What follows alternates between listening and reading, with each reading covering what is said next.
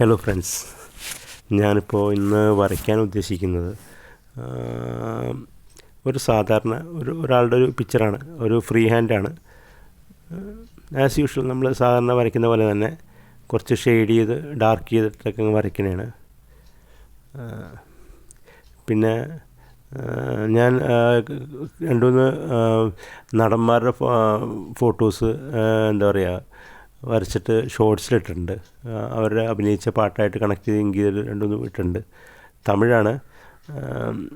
കാണാൻ താല്പര്യമുള്ളവർ എന്താ പറയുക നമ്മുടെ ഇതിൽ കൊടുത്തിട്ടുണ്ട് കേട്ടോ. ജസ്റ്റ് റിലേറ്റഡ് വീഡിയോസ് എന്ന് പറഞ്ഞാൽ അതിൽ കൊടുത്തിട്ടുണ്ട്.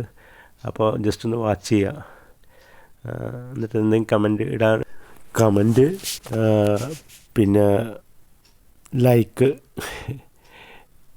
ആരെങ്കിലും ഇഷ്ടപ്പെട്ടെങ്കിൽ ഇടുക. പിന്നെ എന്ന് പറഞ്ഞാൽ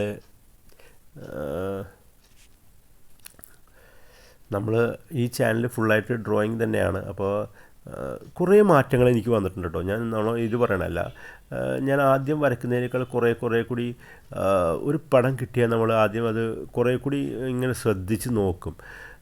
എന്നിട്ട് അതിൻ്റെ എന്താ പറയുക ഫ്രീ ഹാൻഡ് കാര്യമുണ്ടോ പറയണത്, അതിൻ്റെ ഏകദേശം ലെങ്ത്ത് എല്ലാം ഇങ്ങനെ കുറേ നേരം പണ്ട് പടം കിട്ടി അപ്പം തന്നെ വരയ്ക്കാൻ തുടങ്ങുന്നത്. പക്ഷേ ഇപ്പം അങ്ങനെയല്ല. ഇപ്പം നമ്മൾ കുറച്ച് നേരം ഇങ്ങനെ അതിൻ്റെ എല്ലാ സൈഡും മൂലയൊക്കെ ജസ്റ്റ് നോക്കണം. അതൊക്കെ ഒരു മാറ്റങ്ങൾ തന്നെയാണ് കേട്ടോ.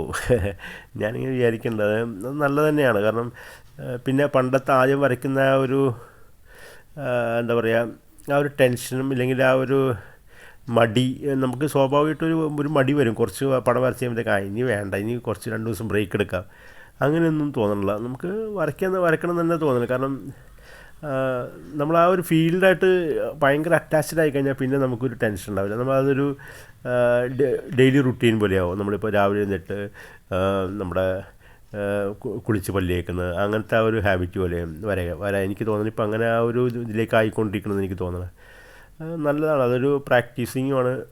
പിന്നെ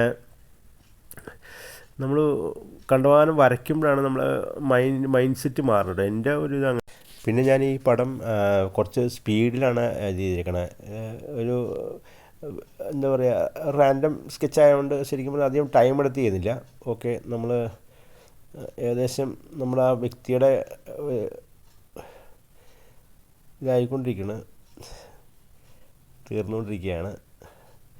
ഓക്കെ, എല്ലാവരും പ്രാക്ടീസ് ചെയ്യണം. എനിക്ക് പറയാനുള്ള കാര്യം എപ്പോഴും പറയാനുള്ളത് പ്രാക്ടീസ് ചെയ്യുക. ഇങ്ങനത്തെ എന്തെങ്കിലുമൊക്കെ കലാപരിപാടി അറിയുമെങ്കിൽ 100% പ്രാക്ടീസ് തന്നെ ചെയ്യണം എന്ന് തന്നെയാണ് ഞാൻ പറയണത്. അത് നമ്മുടെ ഇമ്പ്രൂവ്മെൻറ്റ് നമുക്ക് തന്നെ മനസ്സിലാവാൻ പറ്റും. ഇല്ലെങ്കിൽ ആരെങ്കിലുമൊക്കെ ആയിട്ട് പറയും നമ്മുടെ അടുത്ത്. അതുകൊണ്ട് പ്രാക്ടീസ് ചെയ്യുക. ഓക്കെ.